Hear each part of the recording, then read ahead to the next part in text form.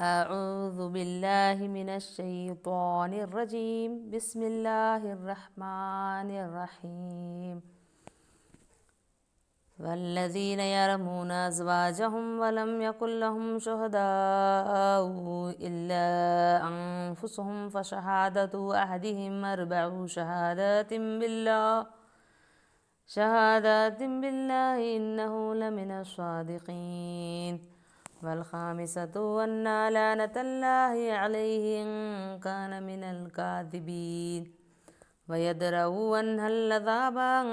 تشهد أربع شهادات بالله إنه لمن الكاذبين والخامسة أن غضب الله عليها إن كان من الصادقين ولولا فضل الله عليكم ورحمته أن الله تواب حکیم۔ صدق اللہ العظیم۔ یہ تھے سورہ نور کے آیات 6 تا 10۔ آئیے اب ہم لفظی ترجمہ، اس کے بعد مکمل ترجمہ اور اس کے بعد تفسیر سمجھنے کی کوشش کریں۔ والذین، اور جو لوگ یرمون تہمت لگائیں، ازواجہم اپنی بیویوں،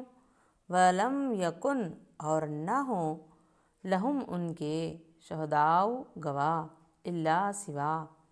انفسہم ان کی جانیں یعنی وہ خود، فشہادتو پس گواہی، احدہم ان میں سے ایک، اربع چار،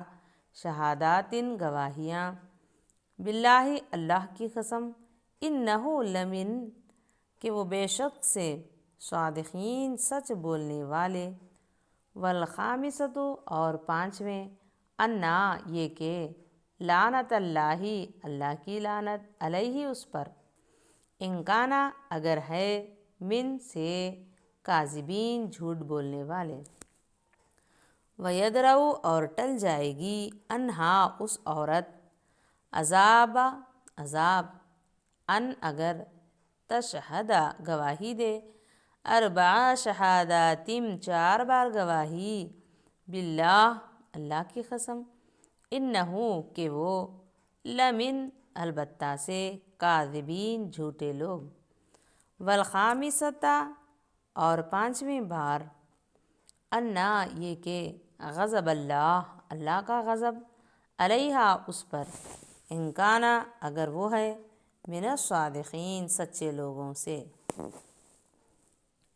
ولولا اگر نہ، فضل اللہ اللہ کا فضل، علیکم تم پر، ورحمتہ اور اس کی رحمت، وان اللہ اور یہ کہ اللہ، تواب توبہ قبول کرنے والا، حکیم حکمت والا ہے۔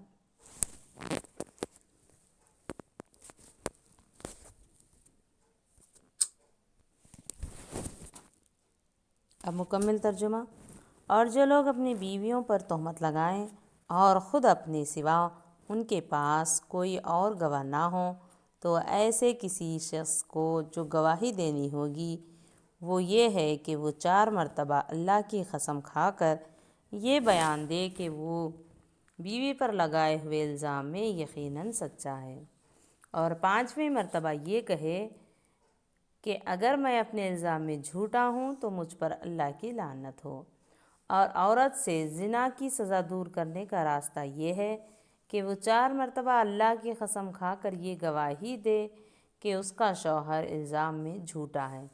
اور 5ویں مرتبہ یہ کہے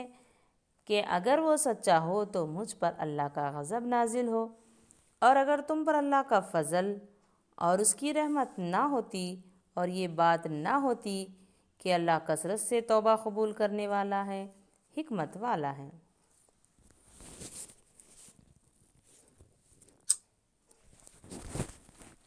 آئیے اب مختصر تفسیر سمجھنے کی کوشش کرتے ہیں۔ ان 5 آیتوں میں لعان کا ذکر کیا گیا ہے، لعان کا مسئلہ بیان کیا گیا ہے۔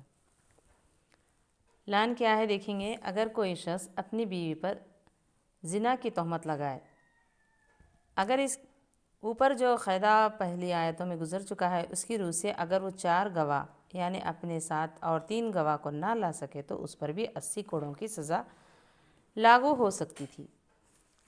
ہونی چاہیے تھی، لیکن میاں بیوی کے تعلقات کی خصوصی نوعیت کی وجہ سے ان کے لیے اللہ نے ایک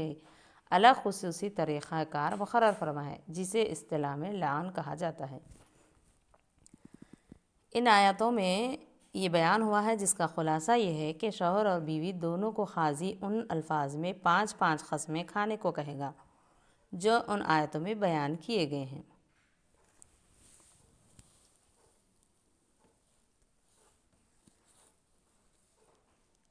یہ شخص عدالت میں یہ حاکم مجاز کے سامنے 4 مرتبہ اللہ کی قسم کھا کر یہ کہے گا کہ وہ اپنی بیوی پر زنا کی تہمت لگانے میں سچا ہے، یا یہ کہ یہ بچہ یا حمل اس کا نہیں ہے، اور 5ویں مرتبہ کہے گا کہ اگر وہ جھوٹا ہے تو اس پر اللہ کی لعنت۔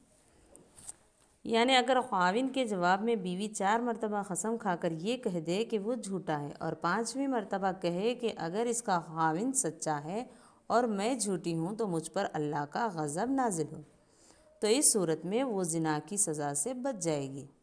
اور اس کے بعد ان دونوں کے درمیان ہمیشہ کے لیے جدائی ہو جائے گی۔ اسے لعن اس لیے کہتے ہیں کہ اس میں دونوں ہی اپنے آپ کو جھوٹا ہونے کی صورت میں مستحق لعنت قرار دیتے ہیں۔ نبی صلی اللہ علیہ وسلم کے زمانے میں ایسے بعض واقعات پیش آئے جن کی تفصیل احادیث میں موجود ہے۔